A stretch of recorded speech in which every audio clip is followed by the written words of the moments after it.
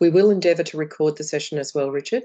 It is a requirement for 2 people to attend, but I'll have to make inquiries, given that you might be running at that stage, what we do. Yep. Okay, we've got Dimitri of Salient. Thank you very much for putting that in your name, Dimitri. Damn. Okay.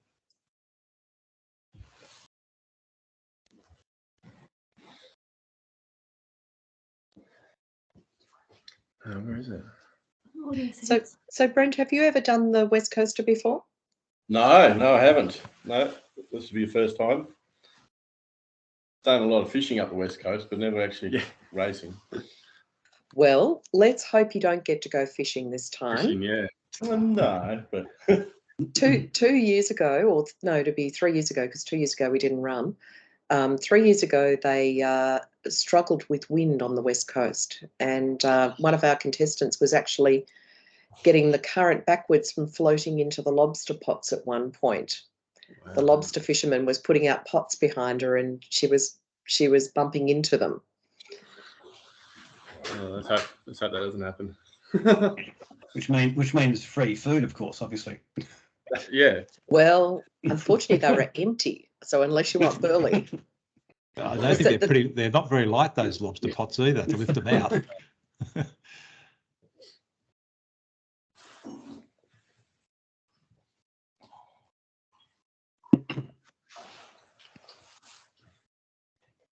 Yeah.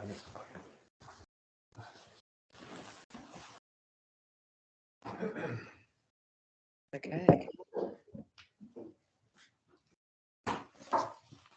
Have you got any thoughts when you're leaving, Brent? Yeah, probably 16th, 15th, 16th. Okay, not until then, yep. Yeah. Yeah, so we'll be possibly attending, leaving sort of Sunday or Monday or so in a week's time. Okay. Cool.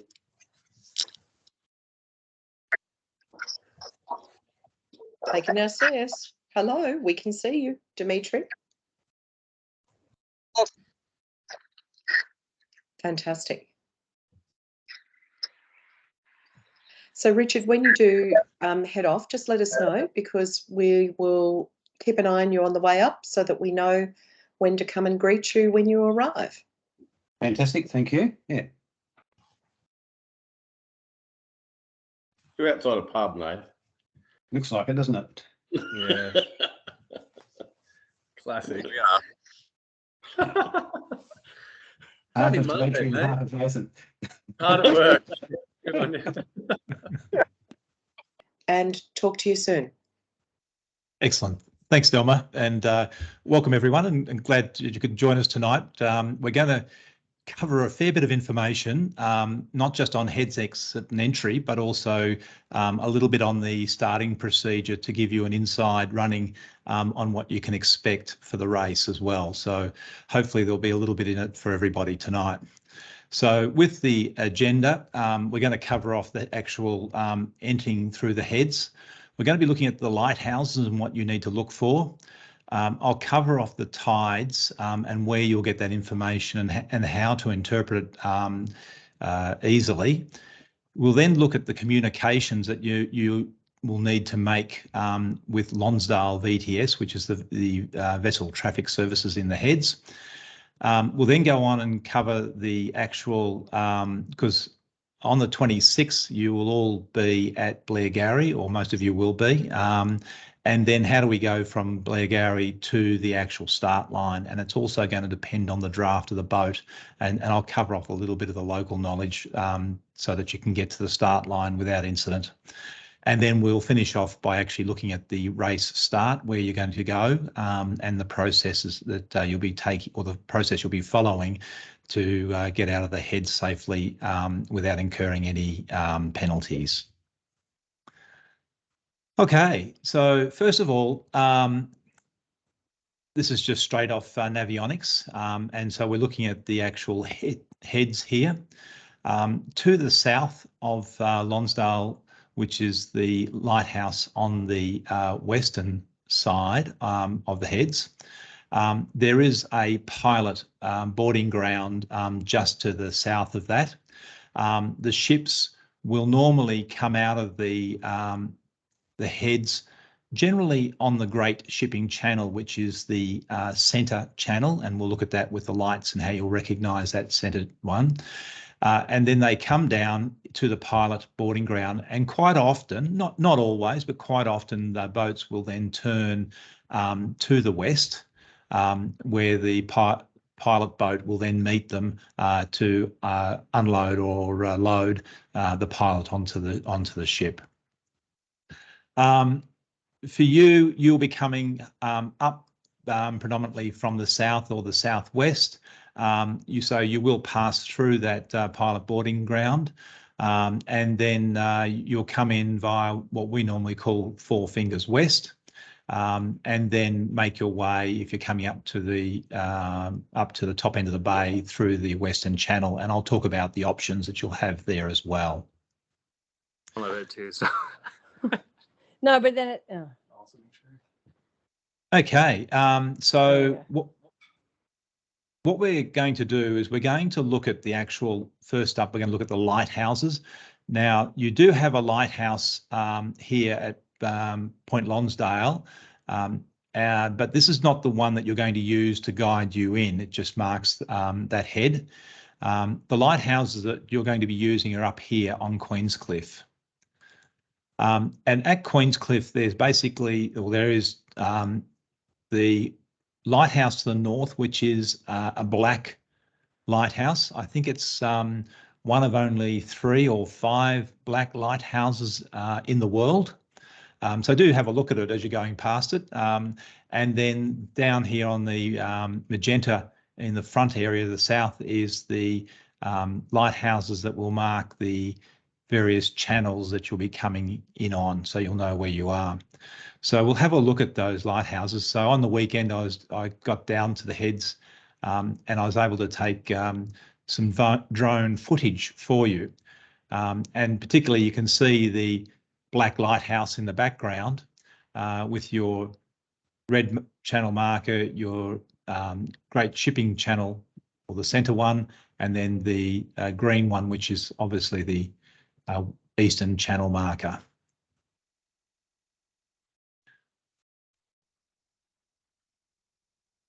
So that's what the lighthouses look like up close.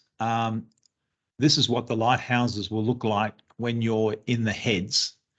So again, you can see there the Eastern marker, the centre one, and the red, which is going to mark the Western Channel. And then in the background, we have our black lighthouse.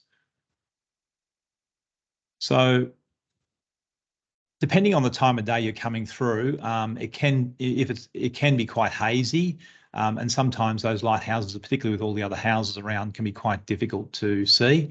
The lights on the lighthouse, though, are very strong, and you will spot those lights. So the black lighthouse at the back is will have a white light, and then down the bottom, I've just marked the chart down here so you can see where the boat would be. So as we move across to the to the Eastern Channel, you'll have the green light underneath the white light for the channel. And that way, if you've lined those 2 lighthouses up, then you are in the Eastern Channel as you're coming in. And then as we move further across to the west, you'll then get the Great Shipping Channel, or the Centre Channel, and you'll have those 2 lighthouses with the white lights. And that's what you'll be seeing. You'll also see the red and the green lighthouses as well. As you get closer, one of these drop off because the angles don't show it, but in the actual channel itself, or in the Heads, you will see this. And then as we move across to the western side, you're going to see the white over red, which marks the Western Channel. And then if we come further over, this is what we call Four Fingers West. And effectively, if you were to hold up your four fingers. They're evenly spaced between each of the lighthouses, and that one is what most of the boats will use when they're coming in or exiting out of the heads. The reason that they use four fingers west for entry and exit is that it keeps them out of the shipping channels, and therefore there's no issue at all with you going through the heads. You're going to be clear of all shipping because they're constrained normally by their draft, and they will either have to stick to either one of the channels or most of the ships will actually stick to the Great Shipping Channel in the middle. And so by coming in or going out on four fingers west, you know that there's never going to be an issue. You'll never conflict with any ships going through the heads. And secondly, the only thing you have to then look out for as you're going out is just where that ship is going to make the turn, potentially in front of you, to go into the pilot boarding zone. So again, that's what you're going to see in the heads. And as we can see here, that is four fingers west, because we can see that the lighthouses are evenly spaced with the black lighthouse at the back, creating our four fingers. And that's the one, again, that the boats will come in on. So let's move from Queenscliff down to the actual heads themselves and have a look at that. So the key things in the heads is there are a couple of dangerous areas that are quite shallow.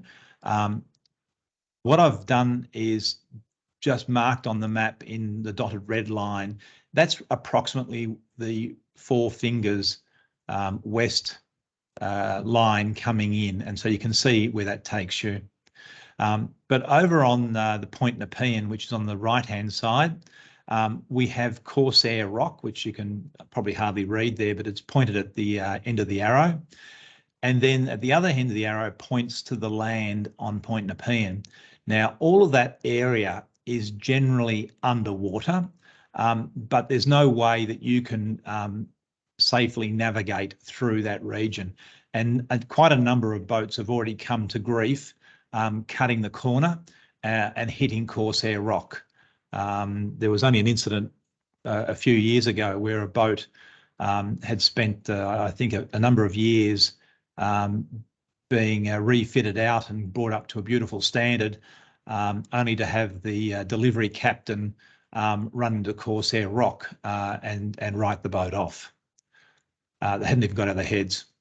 On the other side, on the western side, which is Point Lonsdale, you've got this reef that's very shallow, and there are breakers along that reef, and I'll have a photograph of that a little bit later on. But at the Point Nepean side, you can see on the map that there are depths, some spot depths there are 1.7 and 1.9. During the race, it's quite amazing how close the boats will run in along this area here. I've never been game to get too close in that area, mainly because that if you had a rudder failure, you don't have much space to manoeuvre before you'll end up on these rocks here.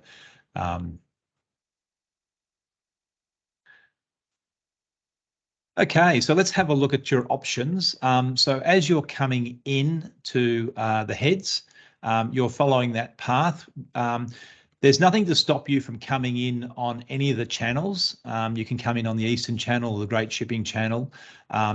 Obviously, with AIS these days, you can see where the traffic is, and if there's no traffic around, you're quite free to go in on any channel you like. I just make it a habit of always coming in on Four Fingers West just so that I don't have to worry about it.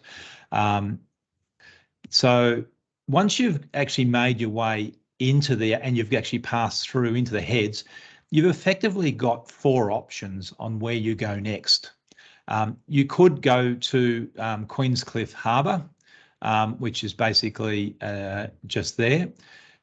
Things to be careful of with Queenscliff Harbour is that you've got Swan Bay to the west, and it's only a very narrow cut into the harbour, and the current does flow through there through fairly strong, depending on the times.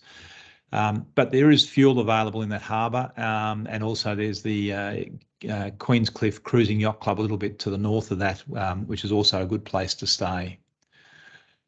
The other option, if you're coming to Geelong or to the northern parts of the bay, either to Royal Brighton Yacht Club or Sandringham, the Squadron or Royals or Hobson's Bay, then you would normally go up via the Western Channel. Good depths through there, I think in excess of around 4 to 5 metres of depth. You do need to stay between the red and green markers. To the east, it's very shallow. You're only talking a couple of feet in depth. So if you wander outside the green markers particularly, you will run aground. But it is quite wide when you're actually sailing through there, through those markers. They are very visible and they're well lit up at night time as well.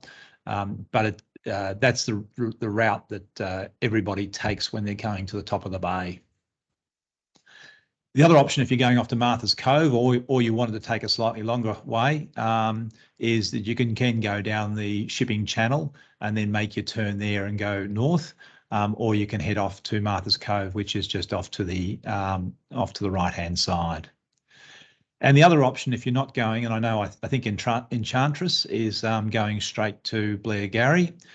So when you come in through the heads, depending on Enchantress's depth, you can follow the coastline through. And I'll talk a little bit more about this a little bit later on when we talk about the race start, because if you are going through there are some depth considerations and there's some alternate routes to get to Blairgowrie. Thank you. Sorry, you broke up there. Oh, just thank you. Yep. So we'll come back. I know Enchantress is going to Blairgowrie, so we'll cover that in a bit more detail, which will give you the information that you're going to need to get there as well. When you do come in through the heads, and you're even within even though the water will smooth out quite nicely once you get through, within that red zone, you do need to wear your life jacket. It is a legal requirement that they've introduced for the local rules. So just when you come through the heads, don't be in a hurry to take your life jacket off until you've actually basically cleared north-south of the actual lighthouses on you, and you're well and truly on the other side of those to the west of, to the east of them.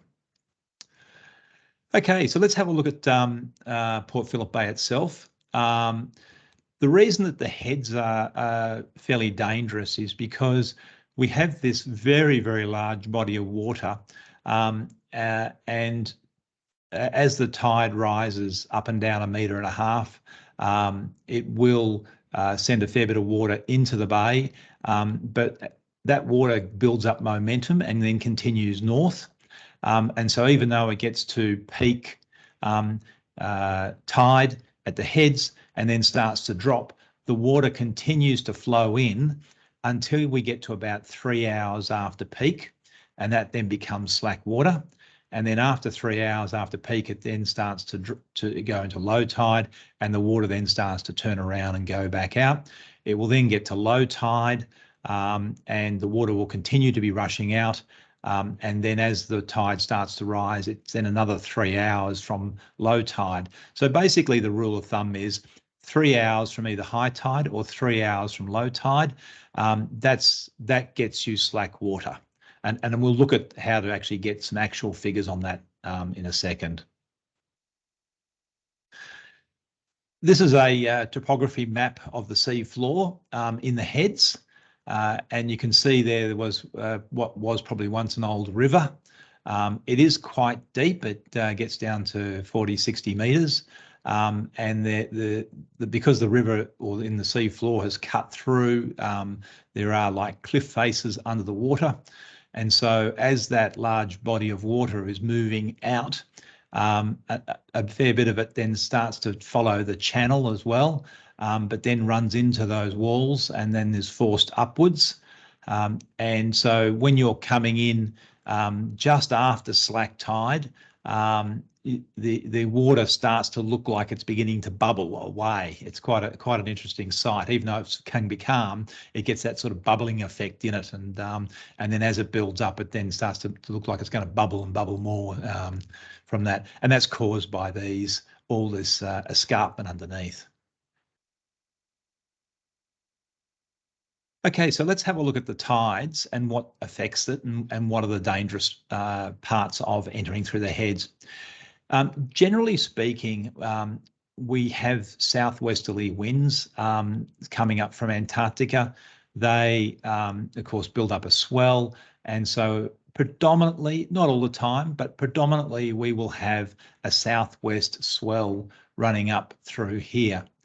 And then if we have a flood situation, then the current is moving, or the tide is then moving with the swell direction, and that has ramifications. But it actually starts to smoothen out the swell a little bit, and I'll talk about that in a second.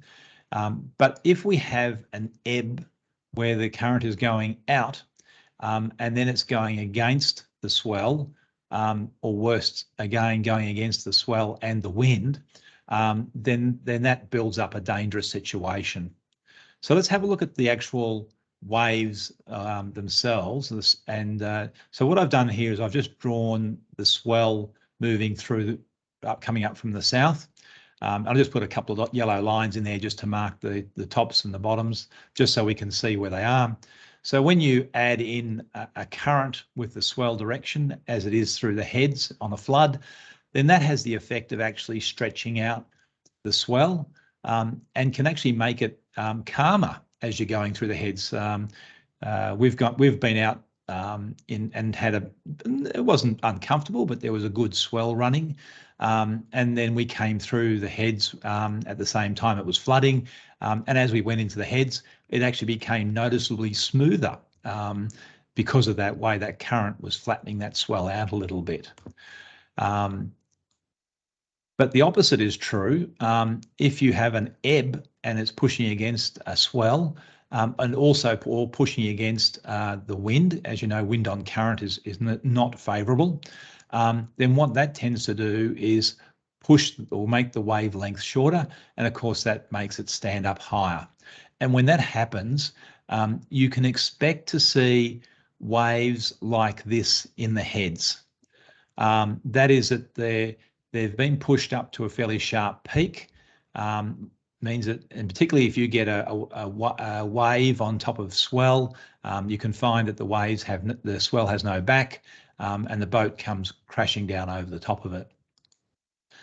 So this is a photograph of a boat called Tavaki. Tavaki will be racing in the 50th Melbourne to Hobart yacht race.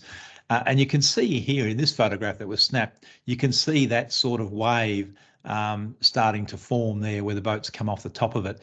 Now, this would have been just after slack water. So obviously there was a little bit of wind and current going against it, and that started to cause that wave, that type of wave. If the race was delayed, for example, another half an hour on top of whatever this race, and I can say that this race was already delayed something by the fact that these guys were in these conditions, then this type of wave could be another half a metre higher again, or even another metre higher again. And once that sort of condition starts to happen, if you come screaming over the top of that in your boat, that's the time that you end up breaking your gear. And I know that for a fact because I was doing the Melbourne to Osaka yacht race. The race was delayed by a day because of heavy weather in Bass Strait. They got the race away, but there was still a strong swell coming in. And then I think we had a little bit of current at the time on the swell that pushed up these types of waves. And we made a tack, unfortunately, right over the top of one of these waves. And the boat literally just launched up into the air and came crashing down. And when it hit the bottom of that swell, we actually cracked the hull around the bow thruster, and we started taking on water. So we were going to Osaka, a 5,000 nautical mile race, and we hadn't even got through our first hour of racing, just trying to get through the heads. The long and short of it was we managed to put a repair in place, duck up to Sydney and get hauled out to get some repairs before we continued on. But these are the sort of things that your race directors will be very conscious of, and I'll be talking a little bit later on when you don't want to be coming through the heads to try and avoid these sorts of conditions. So if you bring up on your chart plotter, you'll typically get, if you bring up the tides for any of the areas, you'll get this type of wave, or not a wave, it's a pattern that gives you the highs and lows of it. And down here would be obviously a full ebb where the water is running out at its maximum speed. So you wouldn't want to be, this is a dangerous area to be trying to come in or out of the thing. We know that as a rule of thumb, 3 hours later, which will be somewhere up here, 3 hours later, this is where slack water will be, and then we come into a flood. And depending on the wind and that sort of conditions, this can be quite all right to come in through the heads in these conditions. Over on this side of the chart, I've pulled this out of the bomb site, and I'm going to take you in to show you where we get that data off the bomb site. But first of all, let's just have a quick look at it, because it is a little bit different to maybe some of the tide charts that you've been looking at already. So in this case, for Saturday the 22nd of October, we will get a slack water time at the heads. And that's obviously pointing to that time on the chart, which is around 3 hours after. Then the maximum time at 8:51 p.m. would be when we peak out. And we can see on that, it gives us a rate of 2.6, or let's just round it off and call it nearly 3 knots of water coming in. So if you're coming in at 6 knots, you're going to have another almost 3 knots. So you'll be doing nearly 8.5 knots coming in. But trying to go out, if you're doing 5 knots going out, then obviously with 3 knots against you, you're only be doing 2 knots. You're going to spend a long time. And this is why we don't want to be going out with an ebb as well, because you spend a long time in terrible conditions. So that's when it's falling, and we've got slack water again. But here we've got the worst time, which is at 3:12. We definitely do not want to be coming in here. And so what I do is when I look at these charts, particularly when you're looking at your chart plotter, because you will get these on Navionics as well, that shows this sort of graph. I tend to think of it like this, that anytime 3 hours after, when we've got a flood, that's not a bad time to be coming in. Bit hard going out sometimes because you're going against the current, but it's certainly better to be, you can go out. Otherwise, because you've got plenty of time going out, you can normally time it more accurately. Going out on slack time is the better time to always go out through the heads. But coming in any time in these green areas generally is okay for entering. And any time in the red areas is do not enter. Just don't do it. It's just not worth the hassle.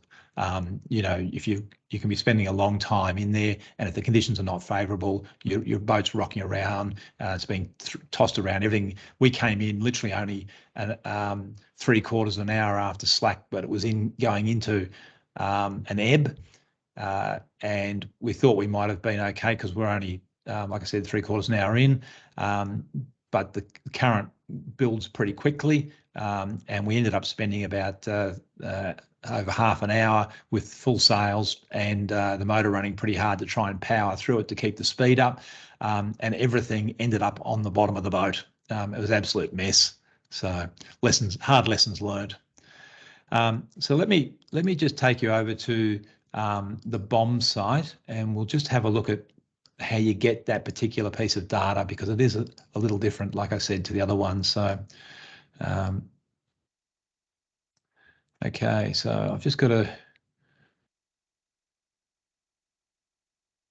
stop presenting and reshare that screen. Okay, so we'll go to the bomb site. Just scroll down to where you normally go, which is your marine and ocean. Scroll down again and you get to your tide predictions, which you're all used to. The difference here is that what you're probably not used to is down the bottom here, you've got these two radio buttons, and one says tidal stream. So if we click on that, then that just gives us these these ones here, one at Mackay and one down here in Melbourne. If we click on that one, that's where we can get the actual slack with and when the maximum and the minimum tides are. And you can flick through those to see. So as we come forward to race day, which will be on the 27th, here we are on the 27th. So 12, nearly 1 o'clock is slack water. So, you know, without even looking at the notice race, you'd expect them to probably get the race away, you know, around 12 or a bit after. It's obviously going into a flood. So if the race is delayed any further, Delma, I might just get you to, if you could just turn everyone's microphone off, just getting a bit of background noise coming through there. So going into a flood, and it is a fairly strong flood. So if the race is delayed too long, we could have a fair current to try and navigate through to get out. But again, because it's a flood, it's the risk of any danger to us is reducing, so it's not an issue. This is different. If you probably would normally come in here to the tidal locations and then locate your location, then you will get a slightly different presentation where you're just getting simply the highs and the lows for that. Okay, let me just come back to our original one.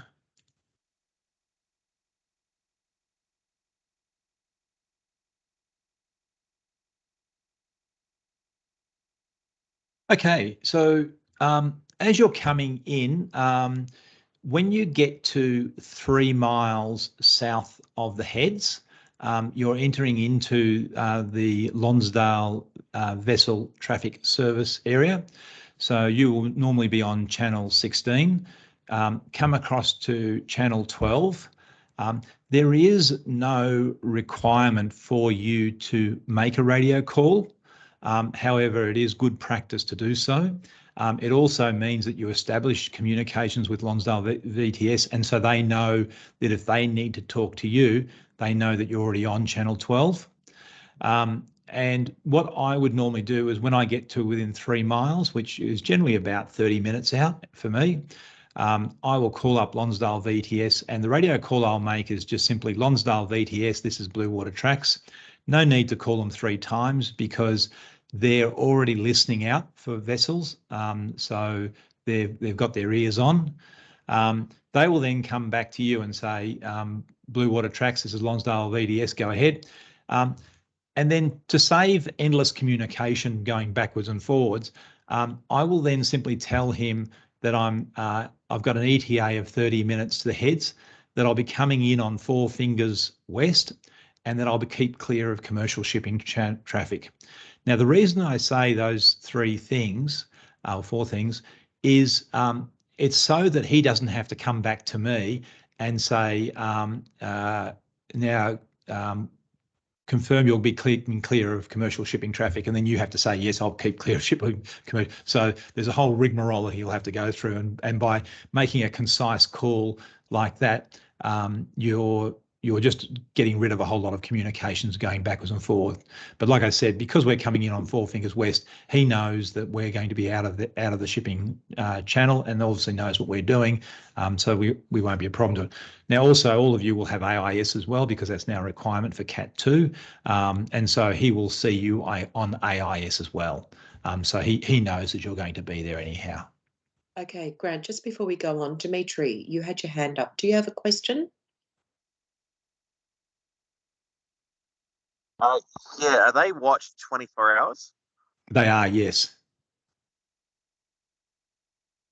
And you'll have, and ironically, I don't know what it is. I've come through literally sometime after midnight, and there's been 5 of us lined up across the Heads.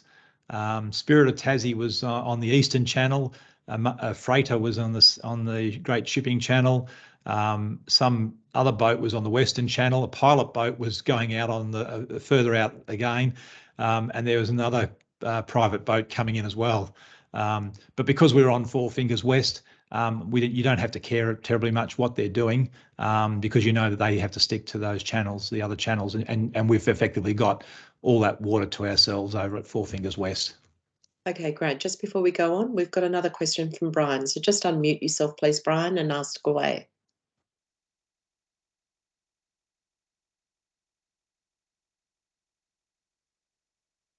Brian, can you unmute yourself hit the little microphone to unmute? We'll come back to Brian anyway later once he's got unmuted. Okay, so what we're looking at here is we're now looking to the east of the heads. This is the channel going down the bottom here. We've got Blairgowrie. Far over here is part of the channel, and this is the one that I showed the line coming in if you were going to come to Blairgowrie. Couple of points to note is that off Portsea Pier, this is where our start line is going to be. So it generally will be from Portsea Pier out to a start boat. And then now if you're less than 2.3 on the depth, or you're prepared to risk it, then you can come down through this channel here. It's quite shallow, the depth. If you get through this little gap here, then it actually starts to get deeper as you go through. From Blairgowrie itself, if you're there the night before, having done the Cock of the Bay, or you're just down there with us all, then if your depth is less than 2.3 or 2.5, depending on the tide, then you could follow that route out and get to the start line. If you are going out, be very careful around this area here. It's very shallow. You do need to give it a wide berth, and there are marks around, but also quite often a few boats cut the corner here because they can't gauge how far they have to be off the area, and they end up running aground. I've bumped a number of times getting around this corner because I've also misjudged it, thinking I was wide enough but wasn't quite wide enough for it. That was in my previous boat. My current boat draws 2.7, so for me coming this way is not an option.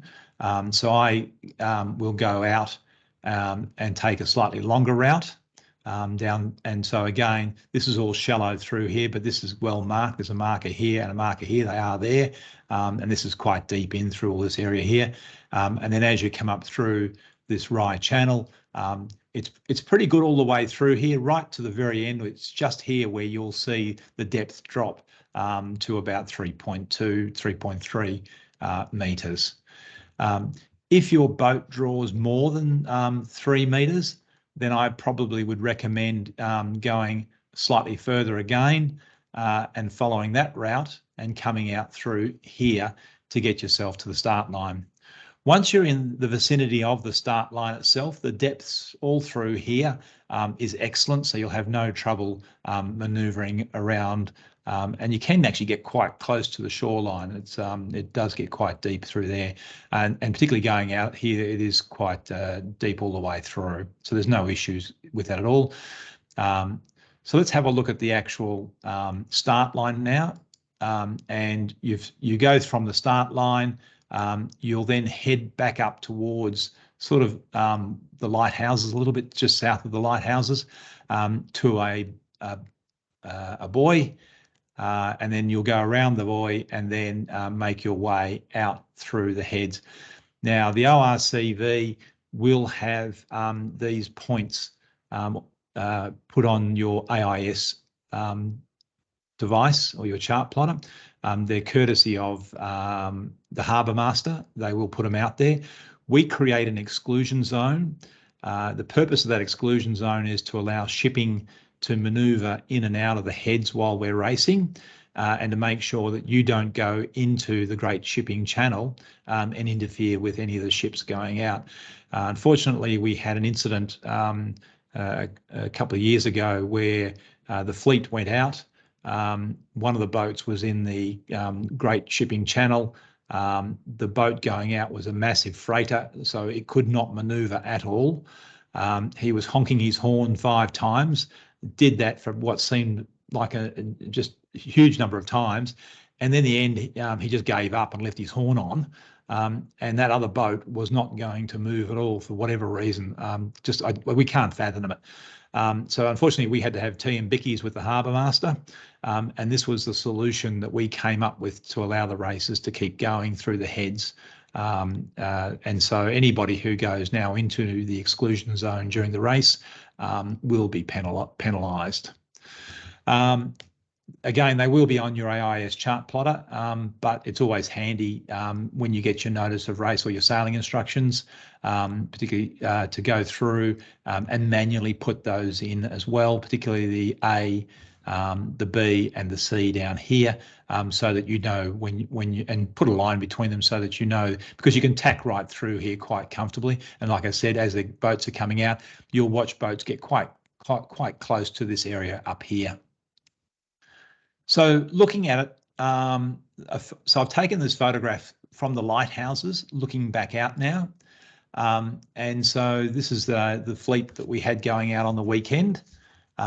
You can see this is Lonsdale Lighthouse over here to the west, and you can see those breakers appearing on that water. And like I said, boats will come in relatively quite close to those breakers. It's quite amazing how close they'll get. But you do have, before those breakers and around that area, you've got good water all the way out and around here. So you've got good areas to tack all the way through, just tightens up a little bit as you actually come through the heads. And then once you get through the heads and you clear Mark C, then you're away. So with that, 40 minutes for our presentation. I think we got through it pretty well. Hopefully I've given you some insights into some local knowledge. If you do later down the track though, have any concerns or would like me to go over anything that I've been through tonight just to reinforce it with you, I'd be only too happy to do so. Just give me a call and we can do a quick Teams meeting to go through it again. But now if anyone's got any questions, you can unmute yourself and we'll answer them. Okay, Brian, you're first up. You can hear me, Grant? I've got you, Brian, yes. Grant, in times gone by, the Lonsdale Light has had black balls by day and red and green vertical lights by night, saying that it is illegal to enter in certain states of weather or ships coming in and out. Does that still apply? I don't know. I've never taken much notice of those because I'll always talk to Lonsdale VTS myself.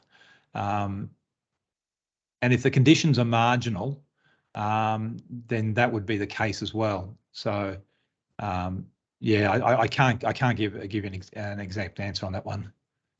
Yeah, okay, thanks. The second thing is, does the Queenscliff Harbour have a temporary spot where when we come in, we can go in there to just reassemble, have a meal before we come on to Royal Brighton? No, it doesn't. As far as I'm aware, you'd have to ring forward and see if you could get a berth, or they probably can allocate you a space to go to just temporarily if you phone them. If you needed to for whatever reason and you couldn't get hold of them, you could just go in and there is the fuel dock and you could just go straight onto the fuel dock because that generally would normally be clear unless there's people fueling. It is a bit of unless you've been through that area there before, you've got to be very, very careful in Queenscliff Harbour because in the channel that you come in before you go into the marina, that water runs down there at quite a fair speed, and a number of boats have misjudged how fast that water's run, and as they've made their turn into the marina, they've got swept into the actual piles, but they've also been swept into other boats as well.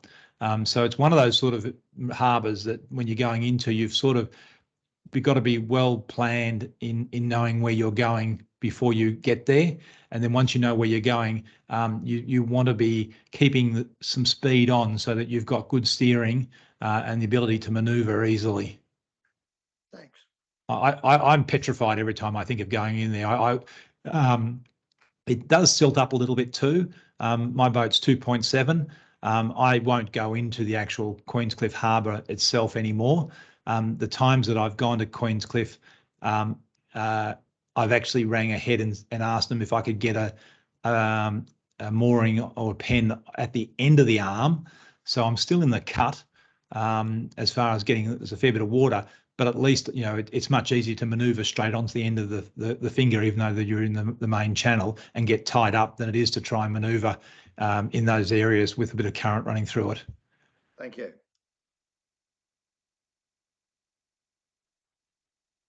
Does anybody have any other questions at all?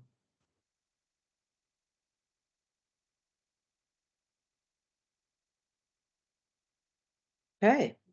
All right. Well, that makes a fairly easy presentation. So I hope you've been able to get something out of it tonight, particularly the times to enter and exit the heads, and also you know, when you come in through the heads, how to make your way up the Western Channel if you're coming to the north, and if you are going to Blairgowrie and you draw more than 2.7, then it's recommended that you follow the channel down and come back the long way and around.